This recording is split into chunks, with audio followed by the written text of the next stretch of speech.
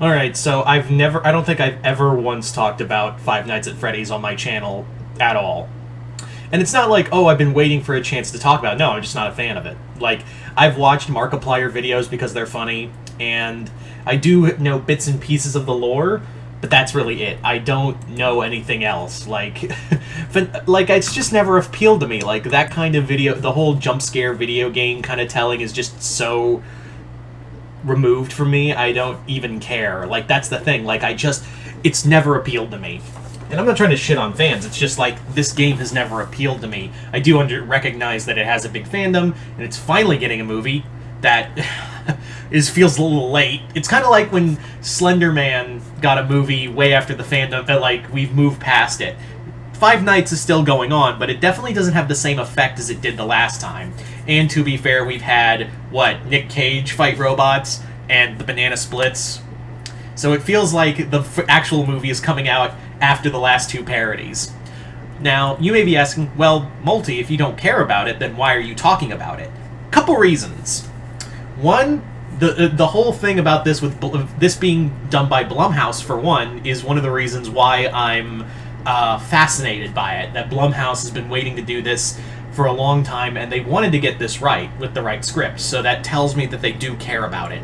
Two, and this is what really got me to go, okay, I see you, Five Nights, I see you, was the announcement that Jim Henson Studios was going to be providing the animatronics and puppetry for the robots, for Freddy and the other robots.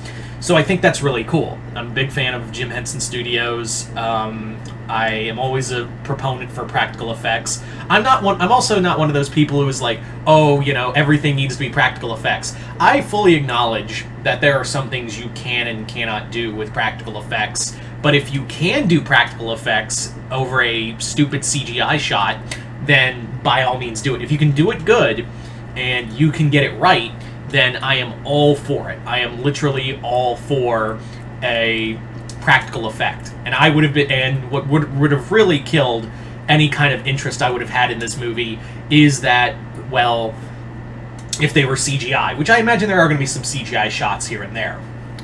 But the fact that they are going to be actual puppets is really cool, and done by Jim Henson Studios. So I'm really excited for that. And finally was the cast.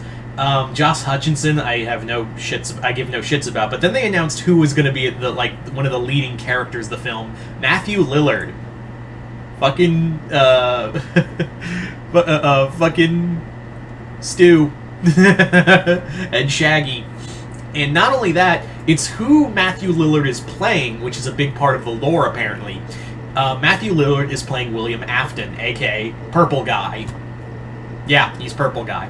I doubt we'll see him become Springtrap in this movie. I imagine if that gets a sequel, we will see him as Springtrap. But, yeah. So, cool. Yeah. Also, I'm kind of hoping we get... last night, we had a big announcement for the film. It just dropped out of nowhere from Universal Studios. They just dropped on social media at like 9 o'clock at night. I didn't talk about it because A, I was tired. B, my girlfriend has been in the hospital for a long time and she just got home, so you'll fucking excuse me if I had bigger things to do with my life. And yeah, so I haven't talked about it up until now. But yeah, the announcement was that the Five Nights at Freddy's movie is not only finally coming out, but it's coming out this October 27th of this year, in theaters and on Peacock. Okay, I'll go watch it. I know this is going to be a low-budget film, and the Five Nights at Freddy's fandom is already freaking the fuck out. I think I just said a lot of F's there. That's try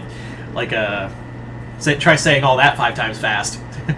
But that got me. I was like, really? I thought it'd be like at least 2024. I was not expecting this year. So that tells me that we're gonna get a trailer. I would say I'm gonna throw this out. I'm gonna say definitely Comic-Con. We're gonna get a Comic-Con trailer for Five Nights at Freddy's. That's where we got our first trailer for the first Halloween movie. for Halloween 2018. So it would stand to reason that we are getting that Blumhouse would throw this out because it is gonna. It's a major event, so I imagine that's where we'll get our first trailer.